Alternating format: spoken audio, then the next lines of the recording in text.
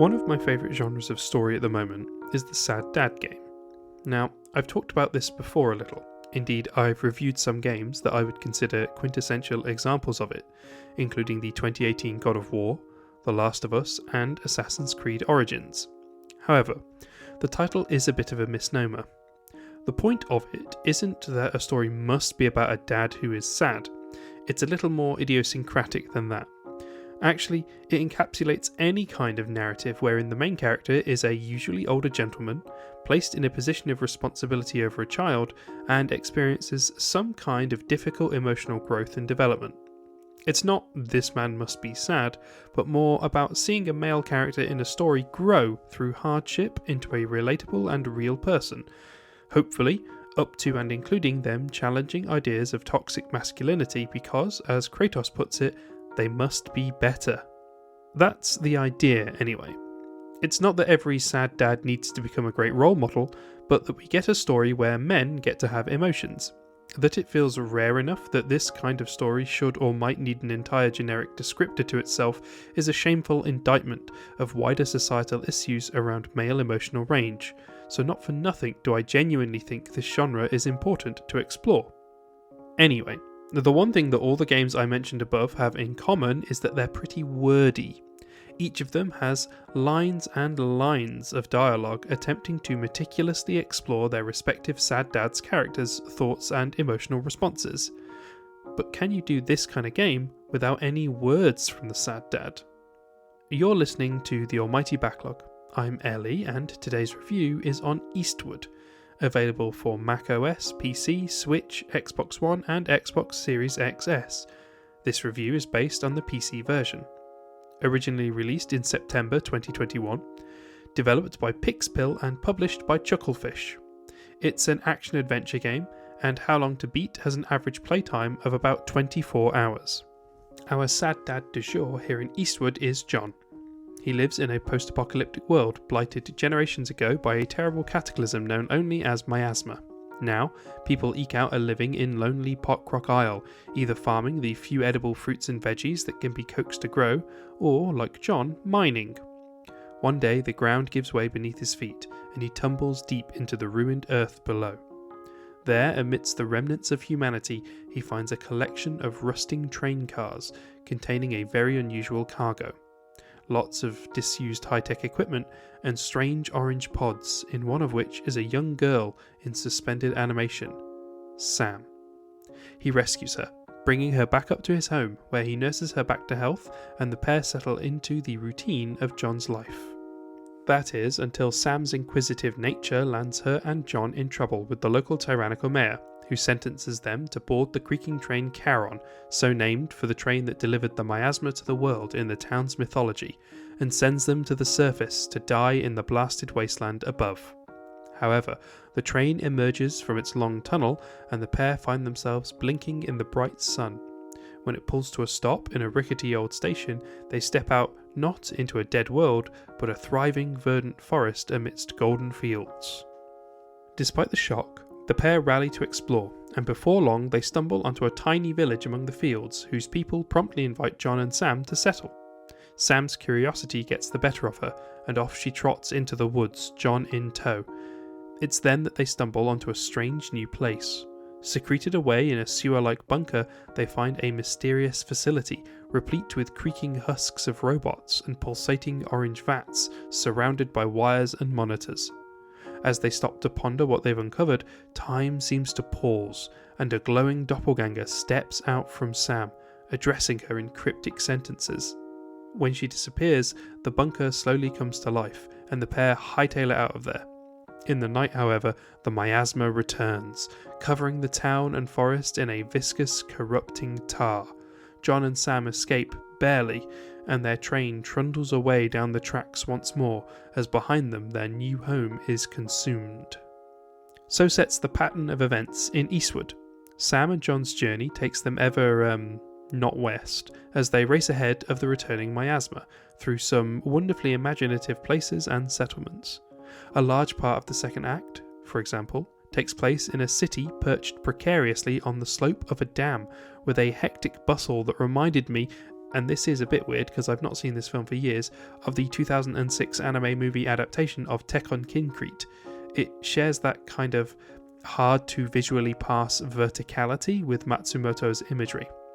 In fact, in general, the spectacle is a large draw here since, as you can see from the screenshots on the blog, Eastward is a particularly gorgeous game, with some of the most exquisite sprite work I've seen in a long time.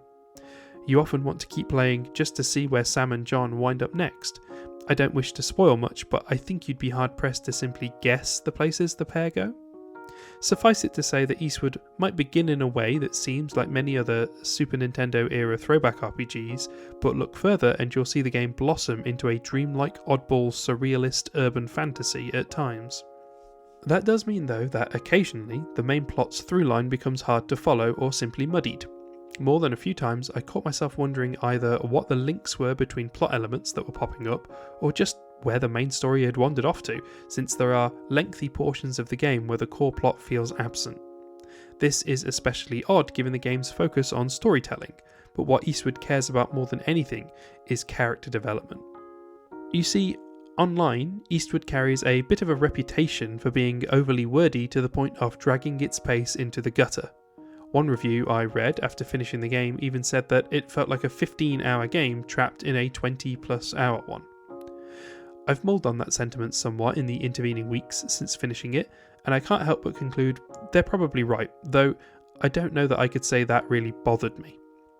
What Eastward seems to want to be is a grand-scale urban RPG, but what it really ends up as is a niche character study that happens to be wrapped around and occasionally eclipses a post-apocalyptic science fantasy story.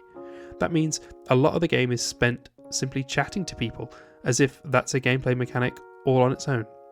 That's very much in the eye of the beholder though. While I personally enjoyed the sedate pace of Eastward and relished in nattering to everybody I could see, simply to see how Sam would react to this strange and exciting new world, I can completely sympathise with players who want the game to get a move on.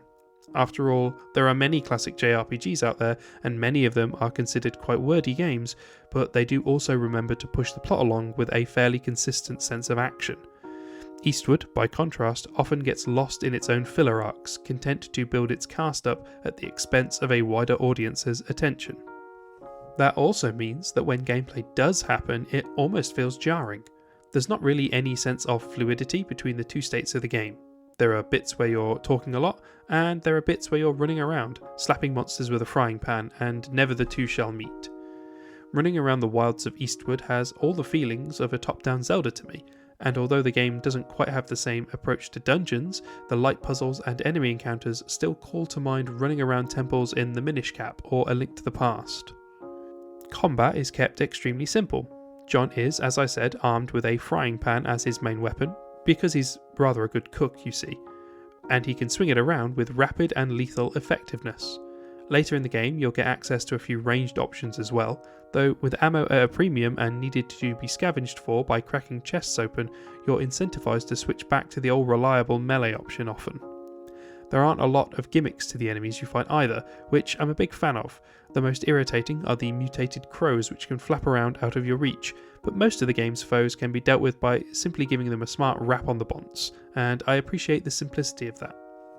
When there are puzzles in Eastward, they're usually related to exploration. John comes loaded down with bombs to blast away at both enemies and cracked walls, and a recurring thing you'll find yourself needing to do to progress involves getting on waterbound rafts and hitting immobile plants or rubber rings to force yourself to bounce away in set direction. That's more or less the long and short of it. There are the odd other puzzles here and there, but they're few and far between, ranging from the dreadful, like a forced stealth section, to the sublime. The last act, for example, has a wonderfully well implemented example of a certain gimmick that, frankly, I adore, and I shan't spoil here. Perhaps it's on brand for a game so invested in character writing over all else that the actual gameplay elements of Eastward are kept so simple. Exploring the world is fun, but the game is happy for you to trek on back to town sooner rather than later in order for its cast to try and unpick what they've just been through. I said up top that I consider this a sad dad game, but I'm conscious that I haven't really talked much about John. In fact, I've talked more about his charge Sam than him. That's deliberate. John is, after all, a silent protagonist, and so Sam is the vector through which we experience Eastward's world and events. So how can I think of John as a sad dad if he doesn't speak? Well, He might not have much to say to us, and even in universe he's legendarily taciturn, with at least a few jokes made along the lines of, well, no one's answered me, so John must be here, but that doesn't mean that he's a blank slate. His sprite is full of character for a start. He's unkempt, with shaggy hair and messy functional clothes, which speaks to the subsistence level life he leads on Pockrock Isle, and he's clearly used to loneliness given he seems perfectly at ease on his own, strolling through dangerous terrain with hands planted firmly in pockets. There's an awkwardness to his relationship with Sam. She wanders around in one of his oversized hoodies and he doesn't even have a spare pair of shoes to give to her, but there's also an obvious care at work as well, given how he watches over her and frets and worries when she's injured. He might not speak, but you'd have to be actively ignoring the context clues the games give you to not notice how paternal he is to her. A lot of the heaviest moments in the game also evidently weigh on John. You get the sense that he winds up giving a lot of his time over to brooding introspection. Dream sequences and subtle reactions in his animations show us the effect the game's events are having on his mental state, even as the plot pushes Sam into the fore more and more the closer we get to the end. By the finale, John's actions fall fully into frantic as you barrel through the endgame's threats and challenges, and when the ending finally arrives it hits like a particularly emotional truck. It's a testament to the skill of the writers that they managed to build up John and Sam's pseudo-father-daughter relationship without one half of that pair expressing even a single word. So, there's a lot to love in Eastward, which makes it a bit of a heartbreaker to tell you that as much as I really want to adore this game, I came out of it feeling merely good. That's due in no small part to the narrative. You see, while I have nothing but praise for the small moments and tiny interactions that build up over time to craft some lovingly realised characters, the bigger picture of Eastward's plot is perhaps both overly ambitious and a little lost. There's an extremely fine line to tread when writing a large-scale story, and it relies on a careful balance between preserving the sense of mystery you've built and keeping the main story feel relevant in a long narrative filled with other threads. Eastward stumbles on both of these points. While I broadly understand the story, I'd be lying if I said I had a complete grasp on everything that had happened and why. At times it feels like the narrative progresses in dreamlike bursts and nonsensical ways. I suppose one could chalk that up to fantasy escapism, but then that comes up short against the way the writers try and build science and artifice into the plot. And that's also without pointing out how for long swaths of the game, the main plot is just left by the wayside, a background element to the far more compelling stories that Sam and John are weaving for themselves as they travel. In the end, Eastward presents a confusing story, but also a heartfelt one. The strength of its character writing and of its presentation do a lot of work to carry the experience, and they certainly are a good reason to try it out if you get the chance. I think perhaps a firmer and more creative hand from an editor would have gone a long way to improving Eastward, and allowed the developers more time to cleanly combine their storytelling ambitions with their gameplay designs. That said, don't let me entirely dissuade you from trying Eastward. These are the gripes that come from enjoying something and seeing it fall ever so slightly short of one's expectations, but that doesn't mean that it's without merit. I have a lot of time and love for finely crafted character writing and beautiful pixel art, and Eastward delivers both in spades. The final score is 5 out of 7. Great. Damn fine stuff. A game that doesn't quite make the top echelon of games, but sparkles regardless and holds the interest expertly. Make the time to give this a play. This has been Ellie on the Almighty Backlog. You can support this project by reading the review over on thealmightybacklog.wordpress.com or by listening to the pod review hosted on RSS and YouTube. Please feel free to follow me over on Mastodon, Blue Sky and or Backlog by following the links on the website. If you'd like to support the show financially, you can do so by donating via PayPal to thealmightybacklog@gmail.com or by hitting the donate button on the blog. Thanks for listening, and have a lovely day.